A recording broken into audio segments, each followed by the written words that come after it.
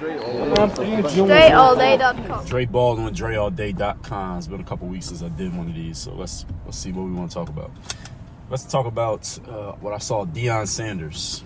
Deion Sanders was on, I believe he was talking to the NFL Network folks where he used to work before he got into head coaching. And he was being asked by the NFL Network guy, what kind of players do you try to recruit at your school? Because now, at least as of this recording, Deion's the head coach at Colorado University. And he started to recruit players, and he got all these transfers and all this stuff. And people are talking about how's he going to do? Is he going to be able to succeed at Colorado, being that maybe Deion might not be that much of an X and O's guy, and is he going to be able to recruit? And what it's looking like, I don't watch football like that, but what it's looking like is that Deion is, number one, definitely able to recruit. That's actually his thing. And number two, he can get really good assistants around him, so he doesn't have to be that great at any particular thing. All he got to do is be recruiting and be the face of the team and know the voice and motivator, all that, and let the assistants do the detailed stuff, and that can possibly work for him. That's not even what I want to talk about. What he was asked was what kind of players he tries to bring in, and what he said was, when I'm looking at a quarterback, for example, I want kids to come from two-parent homes with a mother and a father at home, because, and what he was alluding to, and he might have even said this, I don't remember the exact words that he used, but he said, I'm looking for, in a quarterback, I'm looking for someone from a two-parent household. If I want an offensive lineman, I want somebody with a mom and a dad at home, two-parent household. Then he said, if I'm getting a defensive lineman, for example, on the other hand, I want a baby mama. I want a kid that has a baby mama, or not a baby mama, but he comes from a baby mama-led household, meaning no dad at home. Because usually those kids are a little bit hungry. They're hungrier. They miss some meals. So they have a little bit more dog in them. And at that defensive line position, he needs people to have that dog in them. And he said all this, and it got a little bit of response, but not a ton. And one of the reasons we know this is Deion's a black guy. So had a white guy said something like this, he would have been tarred and feathered and murdered in the public square. But Deion, a black guy, saying it is kind of like, ha-ha. Some people laughed it off. Some people did talk about it, but it didn't get a ton of attention simply because a black guy said it. And the whole point of me bringing all of that up is this. Is Dion right? The answer is absolutely, of course he's right. He is absolutely right in this. Now, I don't know what else Deion has talked about. I've seen some clips of him talking to his players, as a coach, and I like his approach. And his approach is very simply, he's talking about, first of all, he's preaching masculinity to his players. I can even hear in the little clips that I've seen, the stuff that he said at his previous job at the HBCU and at this head job that he has now. He's preaching masculinity to his players. And Deion, actually, no, I won't go to that part. But as far as what he said is 100% true. Because if you want a leader and you want someone who is going to lead and someone who's going to do their job where they had to be, what's the word I want to use here? But they had to be conscientious about what they're doing. And they're going to be in a position of leadership, and they're going to have other people following them. It's not that someone from a single-parent home can't do that, because there are plenty of examples. And just because someone comes from a two-parent home does not necessarily mean they're going to be a great leader. So now we took care of the caveats to this. At the same time, we all understand, Deion understands this, and the people who heard him and agreed with him understand it as well, that a person is more equipped to lead, especially at age 17, 18, when they're being recruited, 16, more equipped to lead if they have had an example of leadership in the home before they got to the point that they're going to college. 16, 17 years, not that long of a time. So because they've had the example of it, a mom at home, a father at home, some structure, it'll be much easier for them to assimilate to structure when they come to college. Now, what about the single parent kids that come from a single parent home, like with a baby mom as a mother?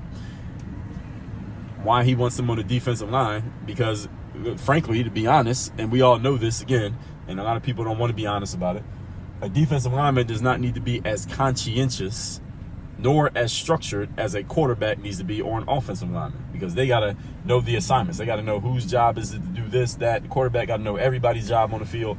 Defensive lineman ain't got to know none of that. Defensive lineman is just go in there and wreck shit. All right, knock somebody down, kill the quarterback, destroy the running back, cause disruption.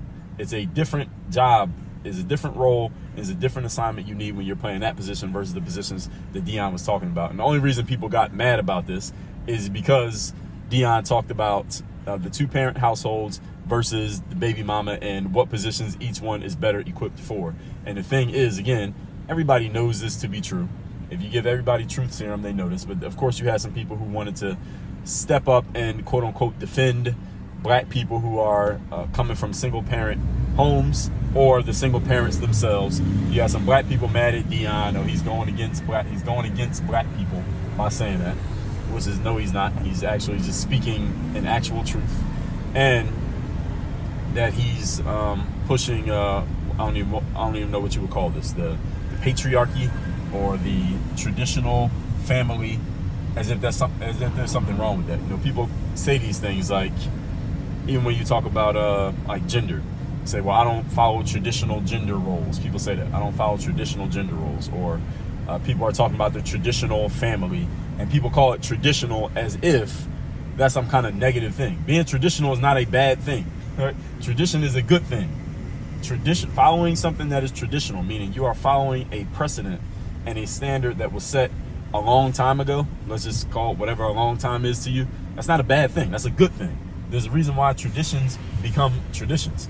Now, that is not to say that every tradition is necessarily good or smart or effective, but there are some traditions that actually are. So calling something traditional in order to make it sound like it's wrong or bad is dumb in and of itself, because traditions actually help.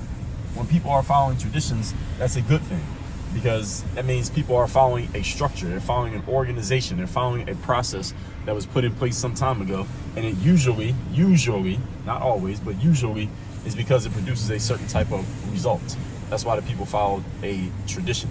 So traditional gender, maybe I'll talk about that in a different video, but traditional family structure is actually a good thing. And you'll notice, if you look around, if there's probably studies that have been done on this. Actually, let me back up, take the word probably out. There are studies that have been done on this, that kids who come from two-parent households in the long run of life tend to be more successful. And by success, I mean making more money, staying out of the prison system, and living a positive, contributing to society life. Kids that come from two-parent households outperform kids that come from single-parent households. There's overwhelming evidence that proves this. Okay. Now, again, that doesn't mean you can't. If you're from a single-parent household and you're watching this, does not mean that you cannot be successful. But you are behind the 8 ball, and you have to climb a more steep ladder, and you got to go a little bit further in your climb than someone who had both parents at home. All right. And I think any of you who comes from a single-parent home, or you are a parent in a single-parent home, you know this. Now, you might not like the fact that it's being called out the way that it is. It doesn't change the truth of it. You may not like the truth. It doesn't change the fact that it is the truth. So Deion didn't say anything wrong here. Again, what most makes me curious is, had he not been a black guy saying that, how he wouldn't have been responded to. He would have been reacted to. There's a difference between a response and a reaction. There would have been a reaction had a white guy said what Deion said, but I guarantee you there are white coaches out there. I know a lot of coaches, sports coaches, there are white coaches out there who agree with everything Deion said. They're doing it already. And they've been doing this for years. This is not a new thing. Coaches, they have these conversations behind closed doors, no cameras. Look, our quarterback they got to have 2 parents at home. And there are some coaches in some sports that are like, look, I only recruit kids that got 2 parents. I only recruit kids where there's a mom and a dad. Like, if dad ain't there, I come to the house to visit the kid, ain't no dad, or no, they probably don't even go to the house because they find out before they even do it. Like, I'm not recruiting that kid. He ain't got a father at home, so when he comes in my locker room and I try to talk to him the way a father would talk to a kid, that's the way coaches talk to parents, it's going to be all this blowback. Nah, I'm good. I'm good on him. No matter how talented he is, I'm good on that. That ain't a new thing, folks. So just in case any of you didn't know, now you know. But all that said, text me, tell me the best insight you got from this video, or if you just strongly agree or disagree with something I said in the video, text me and tell me. My number is 305-384-6894. And Work on Your Game University. That is everything. Work on Your Game University is everything right now. If you're not a member yet, go to workonyourgameuniversity.com. The links to everything that I just said are down below in the description. At the university, that's where you get access to all the courses, all the coaching, all the trainings, my 2 physical mailings that I send out every month. Again, workonyourgameuniversity.com. Work on your game. Dre all day.